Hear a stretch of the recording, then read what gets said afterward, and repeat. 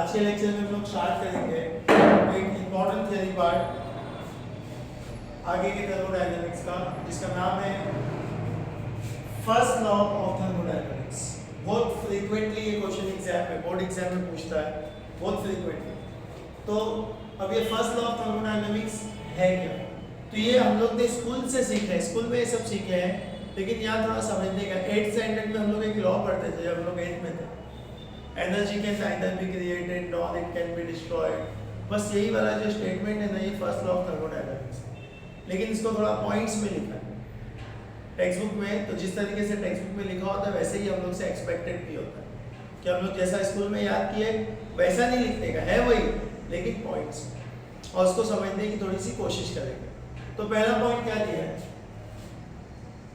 Energy of the universe remains constant. अब energy of the universe remains constant, यहाँ thermodynamics में इसका क्या मीनिंग होता है? यहाँ वो यूनिवर्स की बात नहीं कर रहे हैं। यूनिवर्स का मतलब क्या होता है इधर देखो, मैंने लास्ट टाइम भी बताया, ध्यान दो सब लोग। ये कंटेनर है, क्रिस्टल सिलेंडर अरेंजमेंट ले लिया,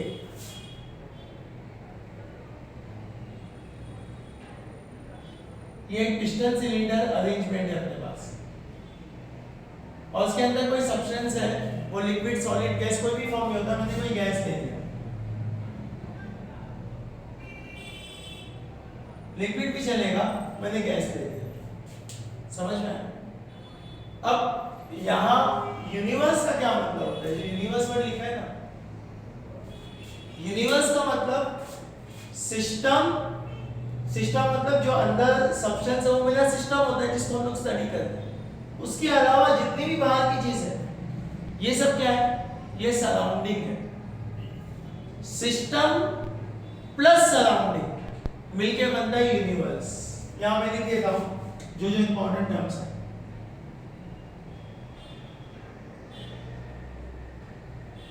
थर्मोडायनामिक्स में यूनिवर्स का मतलब होता है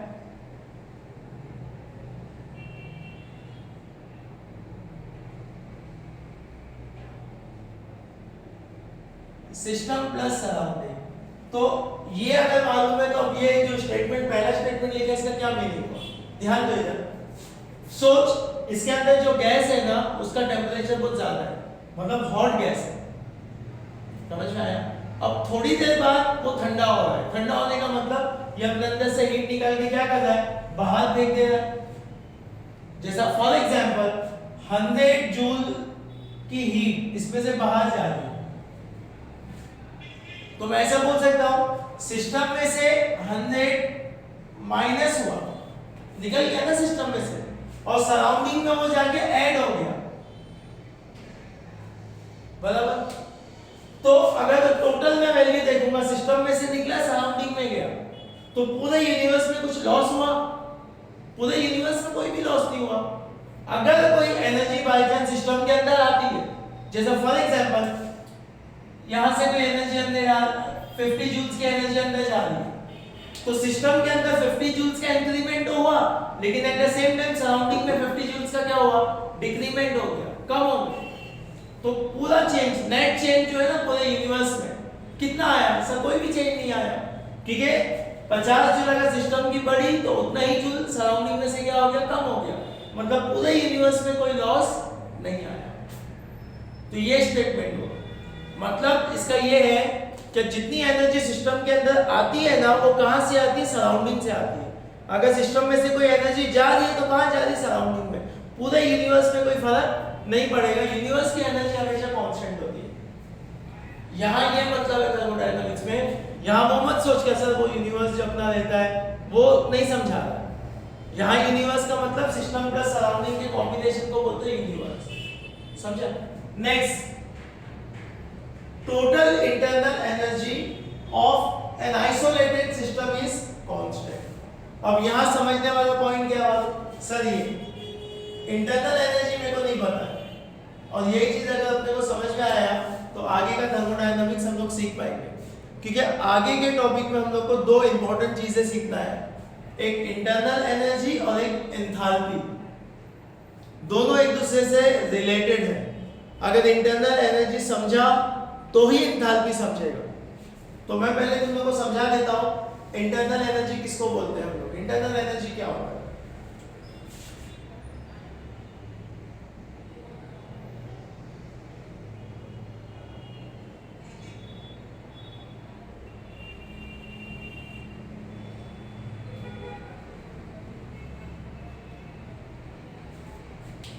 इसको सिंबॉलिकली, इंटरनल एनर्जी को सिंबॉलिकली हम लोग डिनोट करते हैं कैपिटल यू से। अब सर ये होता क्या? मैं एक एग्जांपल ले रहा हूं। इसके अंदर जो मैंने गैस लिया होगा उसको मैं कोई नाम नहीं दे देता। सोच मैंने वो गैस लिया हूं कार्बन डाइऑक्साइड। ये जो गैस है ना, ये अंदर की गैस कार्बन डाइऑक्साइड है। एकदम ध्यान से समझना, क्योंकि अगर इंटरनल एनर्जी नहीं समझा तो फिर प्रॉब्लम हो जाएगी, फिर हम लोग को आगे के टॉपिक्स कुछ भी नहीं समझेंगे। इसलिए मैंने पहले लेक्चर में बोला था थर्मोडायनामिक्स जो है ना, अगर अपने को समझ में आता है तो फिर बहुत इजी चैप्टर है, और अगर नहीं समझ में आता है तो फिर बहुत डिफिकल्ट जाएगा। तो ध्यान दे दो इधर। इंटरनल एनर्जी किसको बोलते हैं? क्या है इंटरनल एनर्जी? अब ये जो पिस्टन सिलेंडर अरेंजमेंट है, इसके अंदर मैंने कौन सी गैस लिया? Carbon dioxide. अब ये कार्बन डाइऑक्साइड गैस जो है ना, इसके अंदर के जो पार्टिकल्स हैं, ये अंदर के पार्टिकल्स के अंदर कुछ एनर्जी है। दो टाइप्स की एनर्जी है, एक काइनेटिक एनर्जी और एक पोटेंशियल एनर्जी। मैं पहले तुम लोग को समझा देता हूं कि ये जो इंटरनल एनर्जी है ना, ये मैथमेटिकली इसको क्या लिखते हैं। डेफिनेशन अगर तुम लोग इंटरनल एनर्जी का देखेंगे तो इंटरनल एनर्जी का ऐसा लोग डिफाइन करते हैं,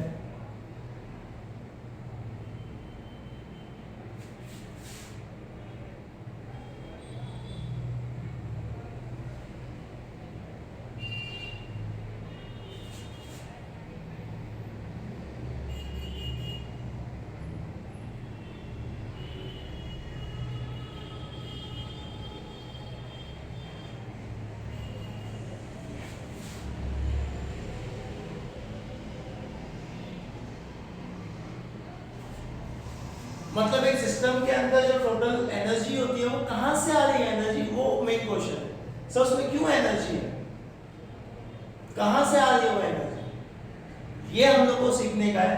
ऐसा लिखने से देखो इंटरनल एनर्जी थोड़ी समझ में आ जाएगा कि ये इंटरनल, उसके आगे ऐसा भी लिखा होता है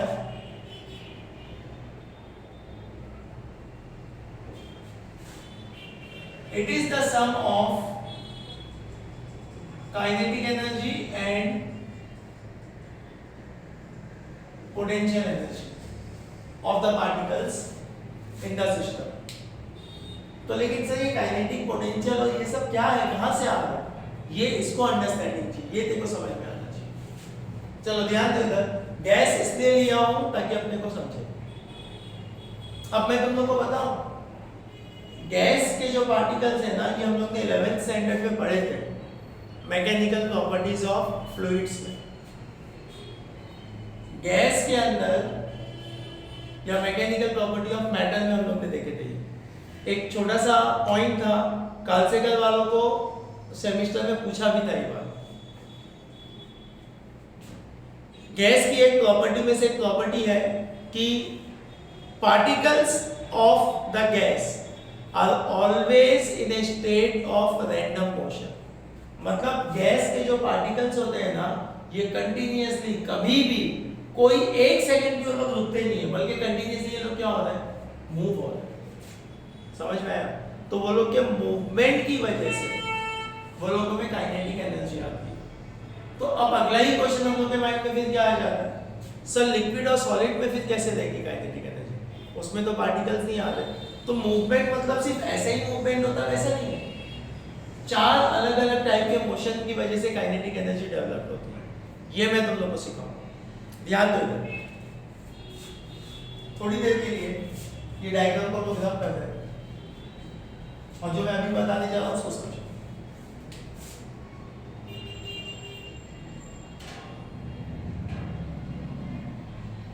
इंटरनल एनर्जी जो है ना, ये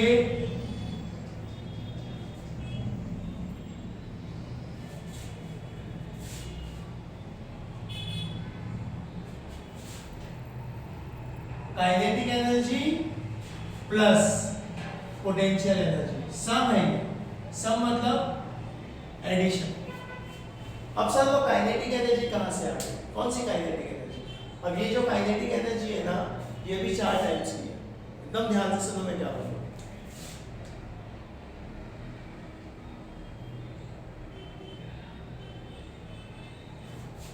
पहले वाले को हम लोग बोलते हैं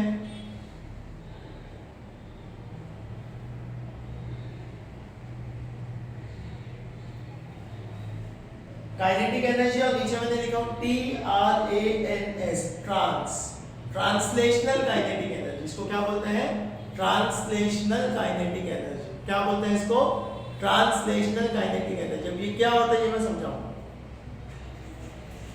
अभी हम लोग ने जो एग्जांपल देखे थे, वो जो कंटेनर था पिस्टन सिलेंडर अरेंजमेंट, उसके अंदर कौन सी गैस थी?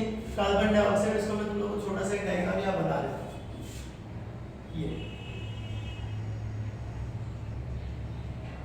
ये एक पिस्टन सिलेंडर अरेंजमेंट है।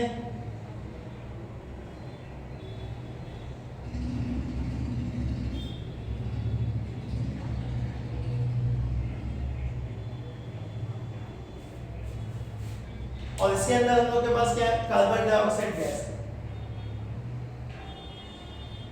सर ट्रांसलेशनल काइनेटिक एनर्जी क्या होती है? अब ये जो गैस के जो पार्टिकल्स है ना, जैसे ये एक पार्टिकल की बात करें तो ये पार्टिकल मूव हो रहा है ऐसा ऐसा पूरी अपनी जगह छोड़ के ऐसे सीधी लाइन में मूव होता है। पार्टिकल ऐसा कर्व नहीं मूव होते सीधा। ये पार्टिकल है ना, तो ये ऐसा जाएगा, ऐसा जाएगा, ऐसा जाएगा, आड़े तेड़े जाएंगे लेकिन लाइन में मूव होएगा। ऐसा कर्व नहीं मूव होता, ऐसा गोल नहीं घूमते। तो ये इन लोग के सीधे मूव होने की वजह से एक काइनेटिक एनर्जी डेवलप होती है, जिसको हम लोग क्या बोलते हैं? Translational kinetic energy. समझा? फिर सॉलिड में ये नहीं रहेगा, सॉलिड में ट्रांसलेशनल काइनेटिक एनर्जी नहीं रहेगा। तो क्या उसमें काइनेटिक एनर्जी नहीं रहेगा? तो बहुत सुनो, ये काइनेटिक एनर्जी 4 कंपोनेंट से बनता है। सेकंड है इसका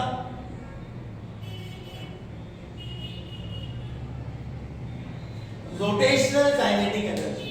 क्या नाम है इसका? Rotational kinetic energy. अब ये रोटेशनल काइनेटिक एनर्जी क्या है सर? तो मैंने एग्जांपल में क्या लिया? Carbon dioxide. अब सुनो अच्छे से, कार्बन डाइऑक्साइड का अगर तुम लोग स्ट्रक्चर देखेंगे तो दिखने में ऐसा दिखता है। ये कार्बन है, इसका बॉन्ड स्ट्रक्चर,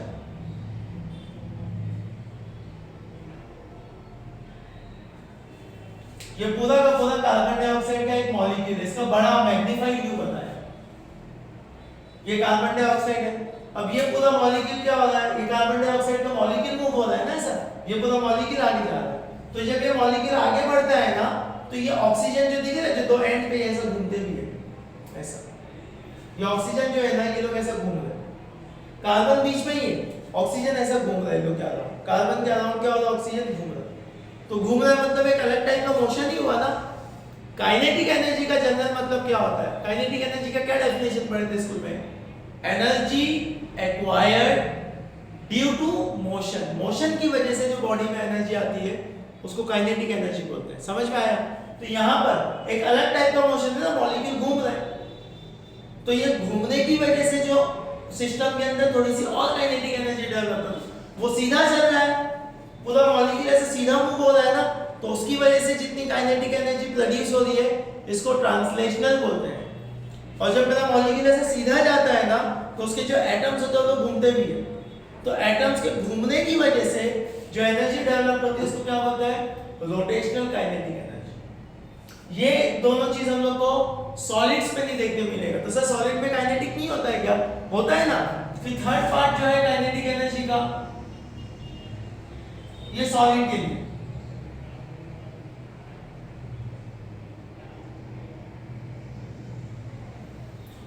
इसको बोलते हैं वाइब्रेशनल काइनेटिक एनर्जी। अब सॉलिड के अंदर जो पार्टिकल्स हो एकदम एक दूसरे से क्लोज है। ट्रांसलेशनल और रोटेशनल लिक्विड्स में भी रहेगा, क्योंकि लिक्विड में एकदम क्लोज नहीं होते, थोड़ा दूर दूर होते, तो मूवमेंट के लिए जगह मिलती है।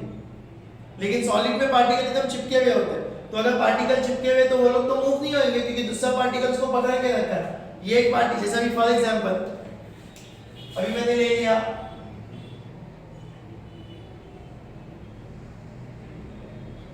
ये आइस है।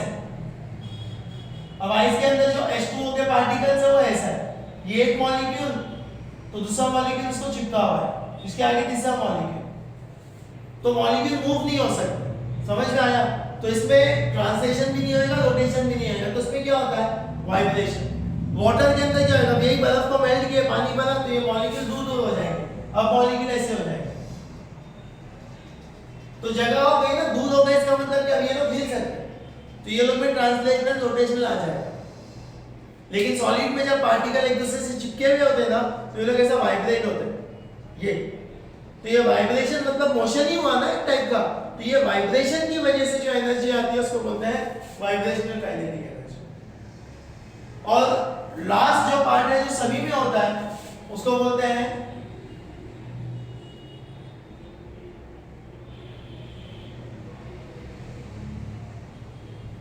Electronic kinetic energy.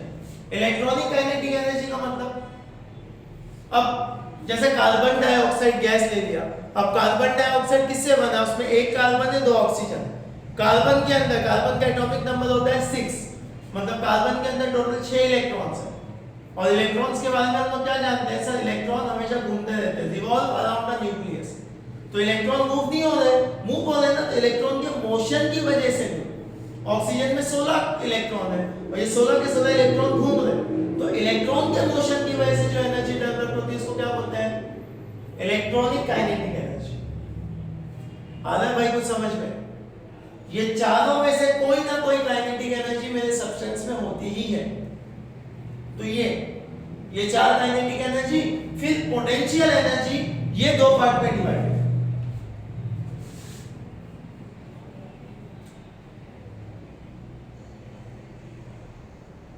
Potential energy के पहले वाले पोटेंशियल एनर्जी को हम लोग बोलते हैं इंटरमोल पोटेंशियल एनर्जी। Inter, INTER, इंटरमोल। और सेकंड जो है काइनेटिक पोटेंशियल एनर्जी को है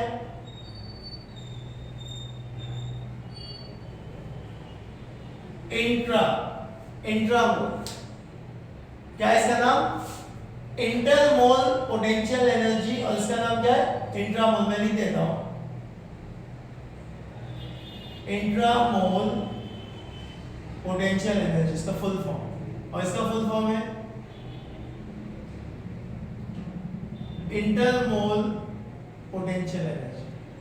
अब सर ये है क्या? इंटरमोल और इंट्रामोल क्या होता है?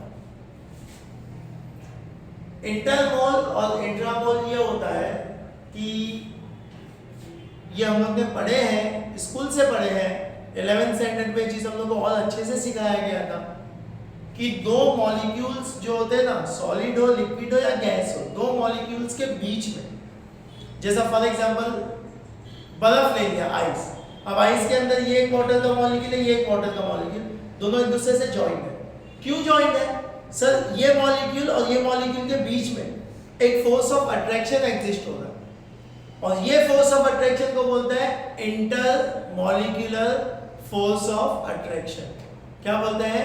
Inter molecular force of attraction.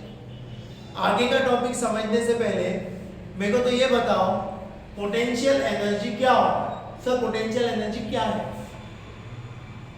Potential energy का मतलब energy acquired, energy possess by a body when its motion is obstructed or restricted। जब मैं किसी भी ऑब्जेक्ट के मोशन को रुकावट प्रोड्यूस करूंगा, रोकने की कोशिश करूंगा, तो उस टाइम पे उसमें जो एनर्जी डेवलप्ड होती है उसको क्या बोलते हैं? उसको बोलते हैं पोटेंशियल एनर्जी। अब यहाँ क्यों आ रही है पोटेंशियल एनर्जी वो देखिए। अभी बर्फ का मॉलिक्यूल है, ये एक मॉलिक्यूल है, जैसे ये बर्फ पिघल के बना आइस, तो ये मॉलिक्यूल एक दूसरे से दूर हो जाएंगे। दूर होने के बावजूद ये मॉलिक्यूल इसके ऊपर एक फोर्स ऑफ अट्रैक्शन एक्सर्ट करेगा, और ये मॉलिक्यूल इसके ऊपर फोर्स ऑफ अट्रैक्शन एक्सर्ट करेगा। ये फोर्स ऑफ अट्रैक्शन एक्सर्ट करने से क्या होता है? अब ये वाले मॉलिक्यूल ने क्या किया, मैं इसको ड्रॉ करके दिखा। ये वाटर का मॉलिक्यूल है लिक्विड स्टेट में, ये दूसरा मॉलिक्यूल है वाटर का, ये पहला मॉलिक्यूल है और ये दूसरा मॉलिक्यूल है। अब पहला मॉलिक्यूल क्या कर रहा है मालूम, दूसरे मॉलिक्यूल के ऊपर एक फोर्स ऑफ अट्रैक्शन एक्सर्ट कर रहा है, ऐसा उसको खींच रहा है। सॉलिड, लिक्विड और गैस, जब हम लोग स्कूल में ये तीनों फिजिकल स्टेट का डिफरेंस पढ़ते थे तो सबसे बड़ा डिफरेंस यही होता था कि सॉलिड के केस में इंटर मॉलिक्यूल चिपके हुए हैं ना ऐसा, तो intermolecular force of attraction highest होता है किसमें, सॉलिड में। मतलब ये जो बीच में जो फोर्स होता है ना, एक मॉलिक्यूल दूसरे मॉलिक्यूल को अपनी तरफ खींच रहा है, अट्रैक्ट कर रहा है, ये सॉलिड में सबसे ज्यादा होता है। यही इंटरमॉलिक्यूलर फोर्स ऑफ अट्रैक्शन थोड़ा सा कम हो जाता है लिक्विड में, और यही इंटरमॉलिक्यूलर फोर्स ऑफ अट्रैक्शन थोड़ा और कम हो जाता है गैसेस में, लेकिन जीरो नहीं होता है किसी में, रहता है। तो लिक्विड में भी फोर्स ऑफ अट्रैक्शन है, पहला मॉलिक्यूल दूसरे मॉलिक्यूल को क्या कर रहा है, अपनी तरफ खींच रहा है, बराबर। तो ये खींचने की वजह से क्या होएगा, अब ये जो सेकंड मॉलिक्यूल है ना, ये अपनी मर्जी से मूव नहीं हो सकता है, क्योंकि इसको कंटीन्यूअसली कौन खींच रहा है, पहला वाला मॉलिक्यूल। मतलब पहला मॉलिक्यूल जो है वो दूसरे मॉलिक्यूल के फोर्स, दूसरे मॉलिक्यूल के अट्रैक्शन को, ये मोशन को क्या कर रहा है, रोकने की कोशिश कर रहा है, उसको उसके हिसाब से मूव होने नहीं दे रहा है। तो इस वजह से पोटेंशियल एनर्जी का यही मतलब होता है, जब कोई ऑब्जेक्ट कहीं मूव होना चाहता है और अगर मैं उसको वहां मूव होने नहीं दूं, एक बच्चा है भाग रहा है, मैंने पीछे से उसका टी शर्ट पकड़ लिया, तो अब क्या होगा, वो एफर्ट तो डालेगा लेकिन वो जैसा मूव होना चाहता है उस तरीके से मूव नहीं हो रहा है, थोड़ा सा मोशन स्लो हो गया, और जैसे ही मैंने उसकी बंजारा उसकी टी शर्ट को छोड़ा तो क्या होगा, वो एक झटके में आगे बढ़ जाएगा। तो जो एनर्जी उसके अंदर स्टोर थी मेरे पकड़ने से, जैसे ही छोड़ूंगा तो वो एनर्जी निकल जाएगी काइनेटिक के फॉर्म में, इसको एक झटका लगेगा, वो आगे बढ़ेगा। तो जब किसी के मोशन को हम लोग रोकने की कोशिश करते हैं ना, फ्री मोशन को, तो उस टाइम पे बॉडी में जो एनर्जी डेवलप होती है इसको क्या बोलते हैं, पोटेंशियल।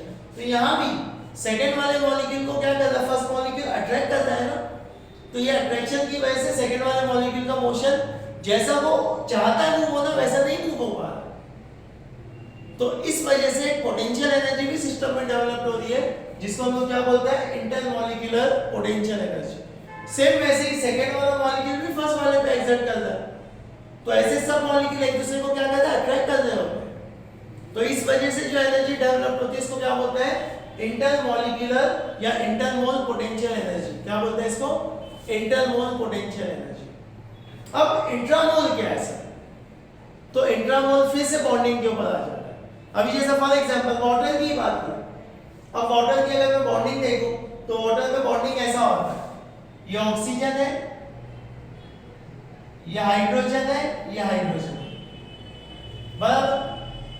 अब ऑक्सीजन, ये पूरा एक मॉलिक्यूल है ना वाटर का, यही मॉलिक्यूल को थोड़ा बड़ा बनाया है ऐसा। ये ऑक्सीजन ने क्या किया है, हाइड्रोजन के एटम को पकड़ के रखा, ये ऑक्सीजन ने इस वाले हाइड्रोजन को भी क्या क्या पकड़ के रखा। बॉन्डिंग का मतलब होता है फोर्स ऑफ अट्रैक्शन। एक बॉन्ड का क्या मतलब पढ़े थे, nature of chemical bond 11th standard में हम लोग को था ये चैप्टर। तो एक केमिकल बॉन्ड मतलब क्या होता है, केमिकल बॉन्ड मतलब फोर्स ऑफ अट्रैक्शन। तो ये एटम्स के बीच में जो फोर्स ऑफ अट्रैक्शन होता है, ये अट्रैक्शन से भी ये एटम अपनी मर्जी से मूव नहीं हो पा रहा है, उसको पकड़ लिया है ना ऑक्सीजन ने, हाइड्रोजन को क्या किया, पकड़ लिया। तो पकड़ने की वजह से हाइड्रोजन का मोशन नहीं हो पा रहा है जैसा वो मूव होना चाहता है। तो इस वजह से भी, ये बॉन्ड की वजह से भी सिस्टम में एक एनर्जी क्रिएट होती है, पोटेंशियल एनर्जी, और वो पोटेंशियल एनर्जी को हम लोग क्या बोलते हैं, इंट्रामोल। बहुत इंपॉर्टेंट, ये सब टेक्स्ट बुक में नहीं मिलेगा अपने को। अब फिर बच्चों को कंफ्यूजन क्रिएट होते जाते हैं, कहां से इंटरनल एनर्जी आ गई, फिर आगे की जो लाइन में बताने जा रहा हूं वो कहां से आ गई, बहुत सारा डिफिकल्टी आती है। तो ये सब अच्छे से समझ में आना चाहिए, तो ही तुम लोग को टॉपिक समझ में आएगा, नहीं तो फिर बहुत डिफिकल्टी हो जाएगी, समझा। तो ये 6 कंपोनेंट मिलके, जब ये 6 कंपोनेंट, ये 4 ये 2 को जब मैं ऐड करूंगा तो मेरे को मिलेगा सिस्टम का इंटरनल एनर्जी। अब प्रॉब्लम क्या मालूम, ये सब कंपोनेंट्स की वैल्यू हम लोग नहीं फाइंड कर सकते, बहुत डिफिकल्ट है, एग्जैक्ट वैल्यू इसकी नहीं मालूम कर सकते, ना ही मैं ये चारों की मालूम कर सकता हूं, ना ही ये 2 की एग्जैक्ट वैल्यू नहीं मिल सकती। कोई मैथमेटिकल फॉर्मूला नहीं है अपने पास जिससे हम लोग को ये वैल्यूज मिल सके, एग्जैक्ट वैल्यू, समझा। तो इस वजह से ऐसा बोला जाता है कि it is very very difficult to find internal energy of the system. हम लोग सिस्टम की इंटरनल एनर्जी नहीं फाइंड कर सकते, समझा। इंटरनल एनर्जी को मैथमेटिकली ऐसे लिखते हैं, U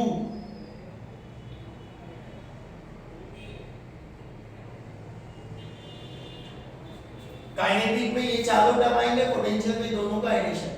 तो ये 6 चीज को जब ऐड करूंगा तो इंटरनल मिलेगा, और क्योंकि ये 6 चीज हम लोग इजीली फाइंड नहीं कर सकते, इसीलिए ऐसा स्टेटमेंट लिखा जाता है केमिस्ट्री में।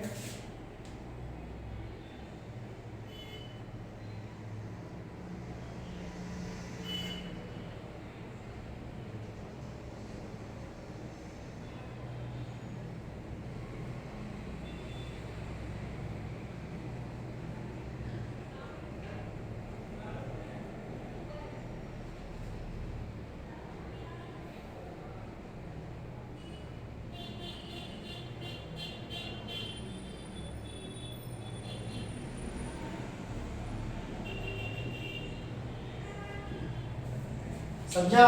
इंटरनल एनर्जी नहीं फाइंड कर सकते तो फिर पढ़ा क्यों है सर? इंटरनल एनर्जी नहीं फाइंड कर सकते तो ये सब जगहों पे आके कैसे फाइंड करेंगे? तो सुनो अच्छे से मेरा अगला स्टेटमेंट क्या है।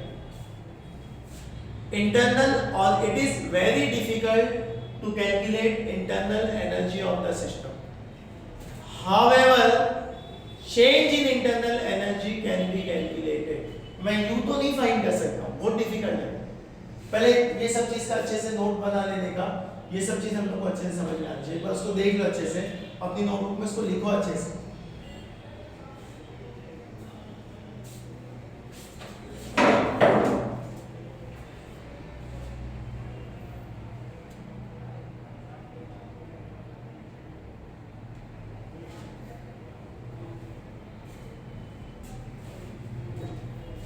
अच्छे से लिखो उसको, देख लो क्या हुआ क्या नहीं हुआ। तो क्या स्टेटमेंट में हम लोग फाइनल कंक्लूजन क्या मिला? Internal energy of the system can not be found. तो फिर क्यों पढ़ रहे हैं ये? तो सुनो उसका अगला स्टेटमेंट क्या है, यहां लिख लो।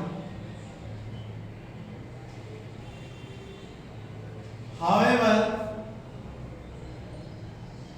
change in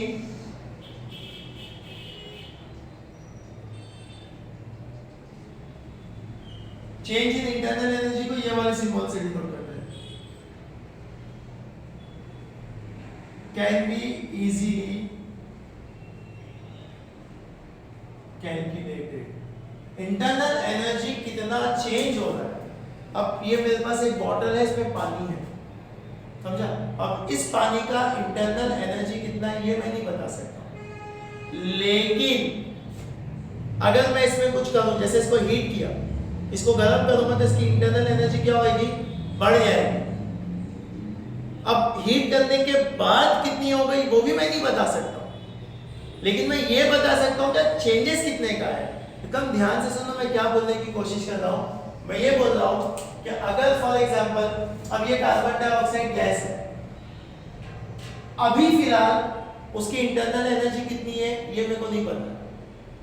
जब मैं इसको हीट करूंगा तो कितनी हो जाएगी वो भी मेरे को नहीं पता, लेकिन मैं ये बता सकता हूं कि जो चेंजेस आएगा ना, जो डिफरेंस आएगा, हीट करने से इंटरनल एनर्जी बढ़ तो जाएगी, जो डिफरेंस आएगा वो मैं इजीली कैलकुलेट कर सकता हूं। उसके लिए फॉर्मूला समझा? तो वही लिखा हूं, however change in internal energy can be easily calculated। समझा? कैसे इजीली कैलकुलेट कर सकते? क्यों? बिकॉज उसका रीजन मैं लिखता हूं इधर।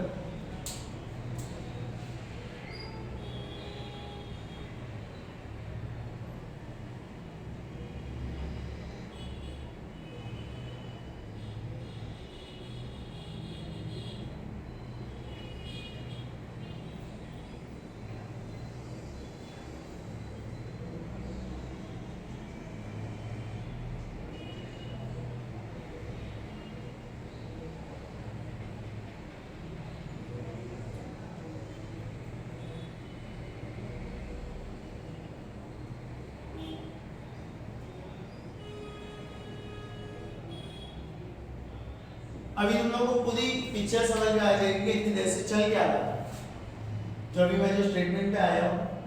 However, a change in internal energy can be calculated easily।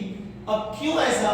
क्योंकि इंटरनल एनर्जी में जो चेंज होता है ना, वो सिर्फ और सिर्फ is the function of temperature alone. Function का मतलब चेंज इन इंटरनल एनर्जी सिर्फ और सिर्फ टेम्परेचर पे डिपेंड होता है। अब मैंने बताया ना, ये कंटेनर के अंदर कार्बन डाइऑक्साइड है, तो इसका टेम्परेचर मैं नहीं मालूम कर सकता हूँ। थर्मोमीटर अंदर डालूंगा तो मेरे को टेम्परेचर पता चल जाएगा। तो उस टेम्परेचर, वो टेम्परेचर मालूम है, और मैंने जब इसको हीट किया तो अब टेम्परेचर क्या हो जाएगा, बढ़ जाएगा। तो टेम्परेचर बढ़ जाएगा तो इंटरनल एनर्जी भी बढ़ जाएगी। कितनी हो गई वो तो मैं नहीं बता सकता हूँ, लेकिन चेंजेस, डिफरेंस कितने का आएगा वो मैं बता सकता हूँ इजी। क्योंकि जैसा फॉर एग्जांपल इसका टेम्परेचर अब है 30 डिग्री सेल्सियस, एक एग्जांपल। अब मैंने इसको हीट किया, हीट करने के बाद वही गैस है,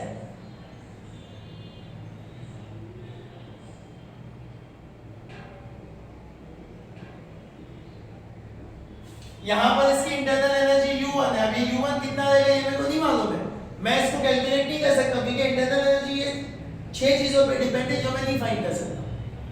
जब मैंने इसके टेम्परेचर को 30 से कर दिया 50 डिग्री कर दिया, तो अब इसकी इंटरनल एनर्जी भी क्या होगी, ज्यादा हो जाएगी। टेम्परेचर बढ़ता है ना तो मोशन बढ़ जाएगा और फास्ट हो जाएगा, और मोशन बढ़ेगा मतलब अंदर की एनर्जी क्या हो गई, बढ़ गई। तो अब उसकी एनर्जी कुछ अलग हो गई U2। ये U2 भी मैं नहीं बता सकता हूँ कितना, लेकिन मैं ये बता सकता हूँ कि डेल्टा U मतलब चेंजेस आया कितने का, ये मैं बता सकता हूँ। और ये मैं कैसे बता सकता हूँ, टेम्परेचर की वैल्यू से।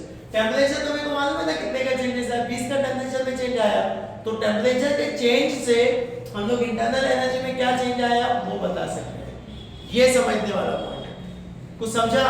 तो ये पूरा का पूरा पॉइंट, इतनी सब बातें आई कहां से, सेकंड वाले पॉइंट से। The total internal energy of isolated system is constant.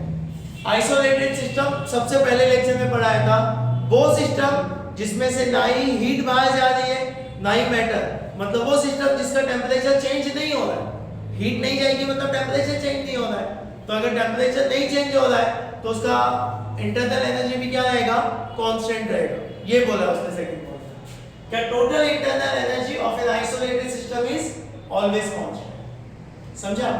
और उसके बाद ये थर्ड पॉइंट भी अपन पढ़े हैं स्कूल में, energy is neither created nor destroyed.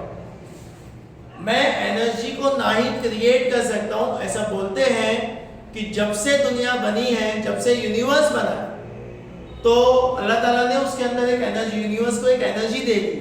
अब जब तक ये यूनिवर्स रहेगा उतना ही एनर्जी रहेगा, एनर्जी ना ही कम होगी ना ही बढ़ेगी। तो हम लोग क्या करते हैं, अभी जैसा फॉर एग्जांपल मैंने बटन दबाया, फैन ऑन किया, तो फैन घूम रहा है, मतलब मैकेनिकल एनर्जी बन रही है वहां। तो ये मैकेनिकल एनर्जी अपने आप बन रही है? नहीं सर, इलेक्ट्रिकल एनर्जी के बदले में बन रही है वो। मतलब इलेक्ट्रिकल एनर्जी वहां खत्म हो रही है और यहाँ मैकेनिकल क्रिएट हो रही है। मतलब हम लोग इलेक्ट्रिकल एनर्जी को मैकेनिकल में चेंज कर रहे हैं। हम लोग सिर्फ एक एनर्जी को दूसरे फॉर्म में चेंज कर सकते हैं। खुद से कोई एनर्जी मैं चाहूँ अपने आप ये फैन घूमे तो ये तो पॉसिबल नहीं। इसके लिए देखो कोई दूसरी एनर्जी खत्म करना ही पड़ेगा। अब कोई बोलेगा सर हवा चलती है अपने आप घूमता है फैन, तो हवा चल रही मतलब वीट एनर्जी वहां यूज हो रहा है, समझ में? वो भी कहीं ना कहीं से बन के आई हो। तो energy is neither created nor destroyed. ना ही मैं एनर्जी को क्रिएट कर सकता हूं और ना ही कोई एनर्जी को मैं खत्म कर सकता हूं। मैं खाली क्या कर सकता हूं, and can only be converted from one form to another. खाली हम लोग एनर्जी को एक फॉर्म से दूसरे फॉर्म में चेंज कर सकते हैं। तो ये थर्मोडायनामिक्स का 3 लॉ था। कंप्लीट नहीं हुआ क्वेश्चन पूरा। पूरा क्वेश्चन कैसे पूछता है मालूम एग्जाम में, और 3 मार्क्स के लिए पूछता ही है। मोस्ट लाइकली क्वेश्चन है थर्मोडायनामिक्स चैप्टर। एग्जाम में क्वेश्चन ऐसा आता है, स्टेट फर्स्ट लॉ और state first law of thermodynamics, तो तीनों स्टेटमेंट लिखने का, और उसके बाद बोलता है राइट इट्स मैथमेटिकल फॉर्म। उसको मैथमेटिकली कैसे लिखते हैं, क्योंकि हम लोग को न्यूमेरिकल्स में इसका मैथमेटिकल फॉर्म बहुत इंपॉर्टेंट होता है। तो ये सब चीज अच्छे से तुम लोग नोट बना लो, अच्छे से समझ लो। सबसे इंपॉर्टेंट इसमें क्या है सर, इंटरनल एनर्जी कोई सिस्टम की, इस पानी की इंटरनल एनर्जी कितनी है ये मैं नहीं बता सकता, लेकिन अगर मैं इसके टेम्परेचर को चेंज करूं तो इंटरनल एनर्जी में कितना चेंजेस आएगा, change in internal energy calculate कर सकते हैं। मतलब मैं U नहीं कैलकुलेट कर सकता हूं, मैं डेल्टा U कैलकुलेट कर सकता हूं। कैसे सर, जब आपको U1 और U2 नहीं पता है तो डेल्टा U कैसे मालूम पड़ेगा? डेल्टा U ये वाले फॉर्मूले से नहीं फाइंड कर सकते, तो मैं बता रहा हूं कि चेंज है। डेल्टा U जो है ना वो एक और फॉर्मूले से फाइंड करते हैं, जो आगे मैं तेरे को बताऊंगा, वो टेम्परेचर पे डिपेंड होता है। वो टेम्परेचर वाले फॉर्मूले से हम लोग डेल्टा यू फाइंड कर सकते हैं। समझ में आया? तो हम लोग देखेंगे कैसे। वो टेम्परेचर पे डिपेंड होता है। टेम्परेचर में तुमने कितना चेंजेस किया अगर ये मालूम है तो डेल्टा यू तेरे को इजीली ये वैल्यू तेरे को इजीली मिलेगी। ये वाले फॉर्मूले से नहीं मिलेगा, कोई और फॉर्मूला उससे डेल्टा यू मिलेगा। मतलब U can not be calculated. Capital U is very difficult to calculate but we can easily calculate delta U that is change in internal energy. तो ये वाला थर्मोडायनामिक्स का स्टेटमेंट का पार्ट हुआ। इसका तुम लोग ने नोट भी बना लिए। अब हम लोग आगे जाएंगे मैथमेटिकल फॉर्म में। लेकिन मैथमेटिकल फॉर्म से पहले फिर और एक चीज अपने को सुनने का, एक और चीज सीखने का। ये मैं लॉ को वैसे नहीं दे रहा हूं, सिर्फ राइट साइड वाले पार्ट को मैं रख कर रहा हूं।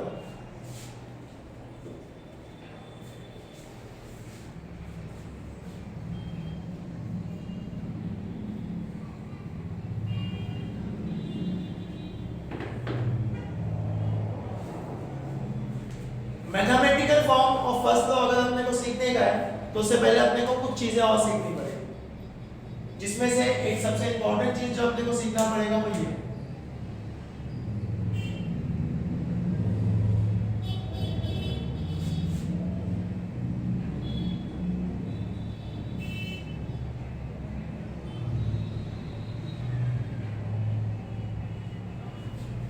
Sign conventions. अब सर ये साइन कन्वेंशन ये कहां से लेके आए, क्या है ये? साइन कन्वेंशंस का मतलब होता है जब हम लोग न्यूमेरिकल सॉल्व करेंगे तो हम लोग को ये नहीं दिया रहेगा कि कौन सी चीज पॉजिटिव है कौन नेगेटिव, खाली वैल्यू दी रहेगी। अब वो पॉजिटिव रहेगा कि नेगेटिव वो तेरे को सोच के लेना पड़ेगा। तो अपनी मर्जी से कुछ भी पॉजिटिव नेगेटिव नहीं ले सकते, तो वो अपने को सीखने का है। साइन कन्वेंशन में अपने को सबसे पहला सीखने का है ये मैंने लास्ट लेक्चर में भी बता चुका हूं जब मैं वर्क का कॉन्सेप्ट समझा था, लेकिन एक बार फिर रिवाइज करेंगे। वर्क को कब पॉजिटिव और नेगेटिव लेते हैं? वर्क को डिनोट करते हैं W से, कैपिटल W। वर्क को नेगेटिव कब लेते हैं, पॉजिटिव कब लेते हैं? मैं पूरा साइन कन्वेंशन नहीं लिखा रहा हूं, एकदम शॉर्ट में लिखा रहा हूं ताकि देखो याद रहे।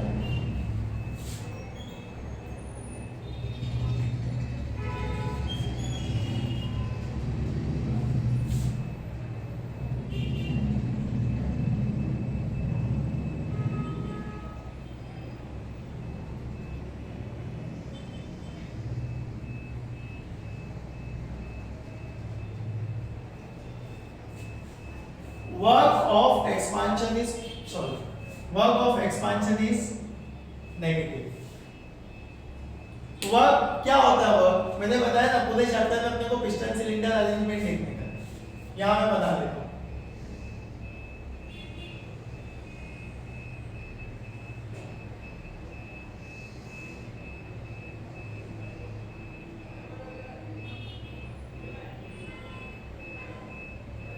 ये एक पिस्टन सिलेंडर अरेंजमेंट है, अंदर कोई सब्सटेंस है, नॉर्मली सॉलिड या लिक्विड या गैस ही होता है, तो हम लोग का अंदर कोई सब्सटेंस है।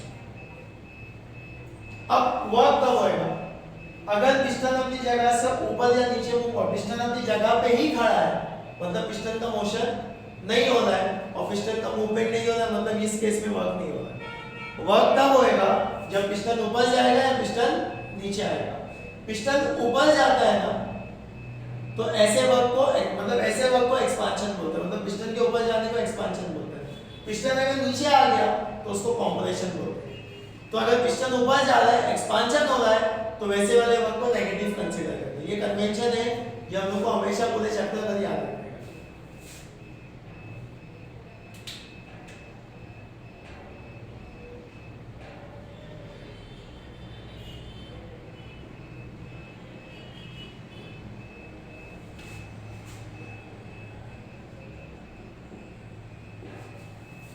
वर्क ऑफ कंप्रेशन, अगर पिस्टन नीचे जा रहा है तो कंप्रेशन हो रहा है, पिस्टन के नीचे जाने से जो वर्क होता है उसको पॉजिटिव कंसीडर करते हैं। अगर देखो ऐसा दिया है a gas expands by doing a work of 100 joules, तो गैस एक्सपांड हो रही है ना, तो एक्सपांड होना इसका मतलब ये वर्क को माइनस में लिखना पड़ेगा। लिखते वक्त देखो क्वेश्चन में -100 नहीं दिया रहेगा, 100 दिया रहेगा, क्योंकि वहां एक्सपांड वर्ड दे दिया तो अपने को ये वर्क को क्या लेना पड़ेगा, नेगेटिव लेना पड़ेगा, माइनस में। आ रहा है समझ में? अगर गैस कंप्रेस हो रही है, पिस्टन नीचे आ रहा है, तो उसको पॉजिटिव लेना पड़ेगा। तो ये वर्क का कन्वेंशन। सेकंड,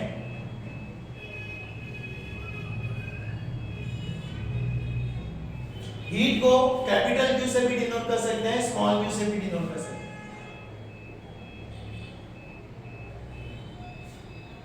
अब हीट के क्या कन्वेंशन है?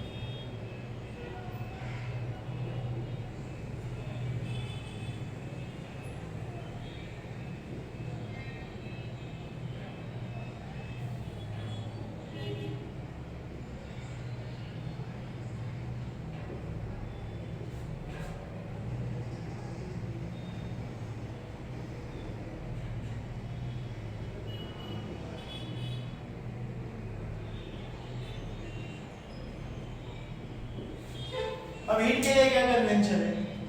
अगर मैं हीट सप्लाई कर रहा हूं, मतलब कोई हीट अगर मैं दे रहा हूं सिस्टम के अंदर, अगर हीट जाती है, ये हीट अगर सिस्टम के अंदर जा रही है, तो हीट अगर सिस्टम में जा रही है तो उसको पॉजिटिव लेना पड़ेगा। और अगर सिस्टम में से हीट निकल रही है, मैं हीट नहीं दे रहा बल्कि सिस्टम में से निकल रही है, तो ये हीट को माइनस में लेना पड़ेगा।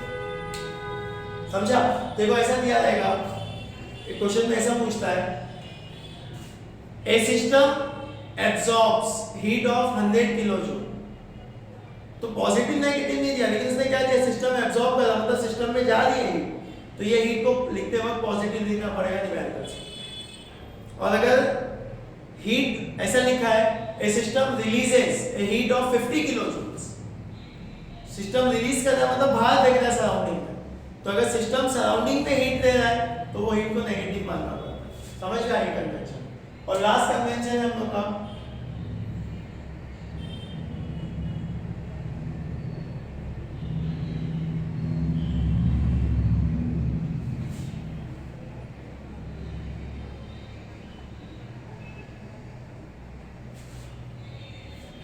Change in internal energy. अब चेंज इन इंटरनल एनर्जी कैसे होती है, इसको बहुत अच्छे से समझो। अब मेरे पास एक फॉर एग्जांपल एक सिस्टम है, ये एक सिस्टम है। इंटरनल एनर्जी कब चेंज होती है? जब टेम्परेचर चेंज होता है। इसका टेम्परेचर था फॉर एग्जांपल 50।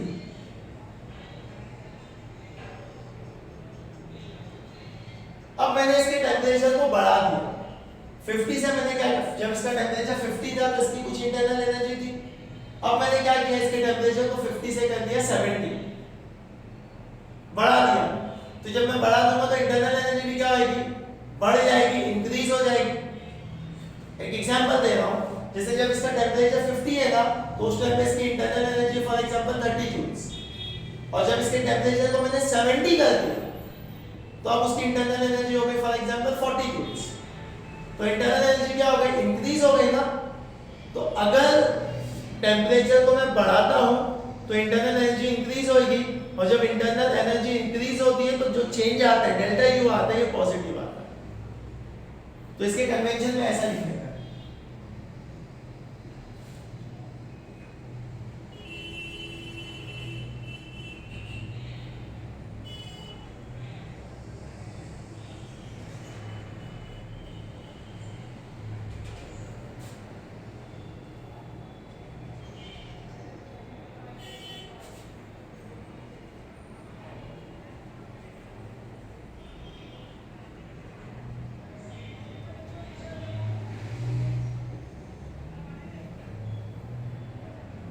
और अगर ऐसा हुआ जैसे इसका टेम्परेचर 50 था, मैंने इसको क्या किया, इसके टेम्परेचर को फ्रिज में रख दिया, ठंडी जगह पे रख दिया, और इसका टेम्परेचर क्या हो जाएगा, कम हो जाएगा। तो जब टेम्परेचर कम होगा तो इंटरनल एनर्जी भी क्या होगी, डिक्रीज हो जाएगी, कम हो जाएगी। तो अब जो चेंज आएगा वो चेंज नेगेटिव में आएगा, समझा? तो इफ इंटरनल एनर्जी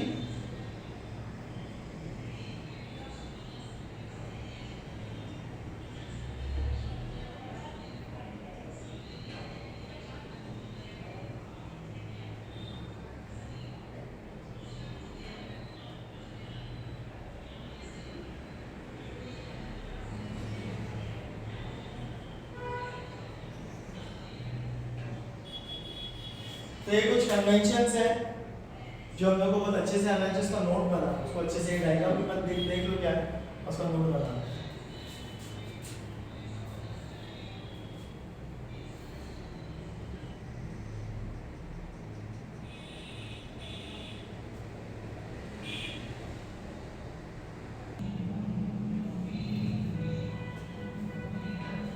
तो अब हम लोग आ रहे हैं अपने नेक्स्ट टॉपिक के ऊपर, mathematical form of first law of thermodynamics. अब ये मैथमेटिकल फॉर्म मैंने बताया ना, पूरा क्वेश्चन कंप्लीट नहीं, एग्जाम में हमेशा क्वेश्चन कैसे आता है, state first law of thermodynamics right it's mathematical form. अब ये मैथमेटिकल फॉर्म भी बुक का बच्चों को बहुत कंफ्यूजिंग है, सर कैसे ऐसा हो गया, तो वो आया कहां से मैं तुमको बोल सकता हूं। उसके लिए एक एग्जांपल सोच, ये एक सिस्टम है, अब मैंने इसमें हीट दिया, Q अमाउंट ऑफ हीट मैंने दी, मेरे को बता ये जो मैं हीट दूंगा इससे क्या होगा, ये कहां यूटिलाइज होगा, ये हीट से होएगा क्या? सर ये हीट दो जगह पे यूटिलाइज होगी। पहला, जब मैं इसको हीट करूंगा तो टेम्परेचर बढ़ेगा, टेम्परेचर बढ़ेगा इसका मतलब इंटरनल एनर्जी चेंज होगी, बराबर, मतलब ये हीट से इंटरनल एनर्जी चेंज हो रही है। फिर जब टेम्परेचर बढ़ेगा तो अंदर का मोशन भी बढ़ेगा ना, और मोशन बढ़ने से क्या होएगा, मेरा पिस्टन ऊपर जाएगा, और जब पिस्टन ऊपर जाएगा इसका मतलब क्या, सब वर्क भी हो रहा है, बराबर ना, मतलब मैंने जो हीट दिया वो दो जगह पे जाके यूटिलाइज, और कुछ हिस्सा कम हो रहा है तो बताओ, कुछ हिस्सा नहीं हो रहा। हम लोग जो हीट दे रहे हैं वो दो जगह पे यूटिलाइज हो रही है, हीट का कुछ पार्ट टेम्परेचर को चेंज कर रहा है, मतलब इंटरनल एनर्जी इंक्रीज कर रहा है, और हीट का कुछ पार्ट से वर्क प्रोड्यूस हो रहा है, समझा? मतलब मैं जो हीट सप्लाई कर रहा हूं, मैथमेटिकल फॉर्म ऐसा लिखते, कहां से आया वो सुनो,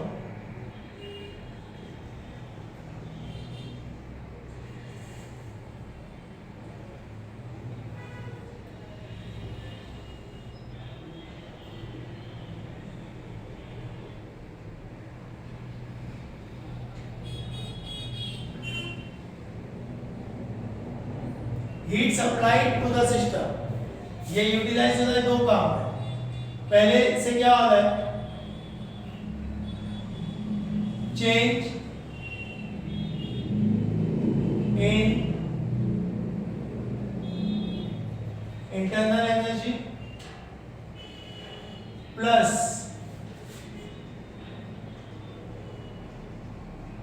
वर्क, बराबर। अब मेरे को बताओ, जो मैंने हीट सप्लाई किया, हीट दे रहा हूं ना, सिस्टम के अंदर जा रही है, कन्वेंशन के हिसाब से बताओ ये पॉजिटिव रहेगा कि नेगेटिव रहेगा? हीट सिस्टम में जा रही है तो जो हीट अंदर जाती है उसको पॉजिटिव लेते हैं, सिंबॉलिकली ये क्यों? इंटरनल एनर्जी में जो चेंज होएगा वो क्या है, इंटरनल एनर्जी बढ़ेगी क्या कम होएगा? सर आप जब हीट देंगे तो टेम्परेचर बढ़ेगा, टेम्परेचर बढ़ेगा तो इंटरनल एनर्जी बढ़ेगी, और इंटरनल एनर्जी अगर बढ़ रही है तो चेंजेस पॉजिटिव होता है, तो change in internal energy delta U plus, अब हो रहा क्या, सब वर्क हो रहा है, पिस्टन ऊपर जा रहा है, पिस्टन ऊपर जा रहा है मतलब एक्सपांशन हो रहा है, और एक्सपांशन वाला जो वर्क होता है वो नेगेटिव कंसीडर करते हैं। तो उस हिसाब से अगर मैं इसको सही से लिखूं तो ये ऐसा दिखेगा, प्लस माइनस माइनस, ये W को इधर भेज दो तो क्या आएगा,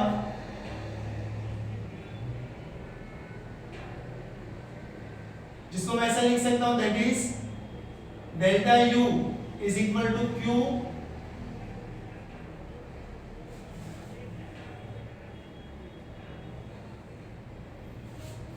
ये जो मैंने लिखा हो ना, इसी को हम लोग बोलते हैं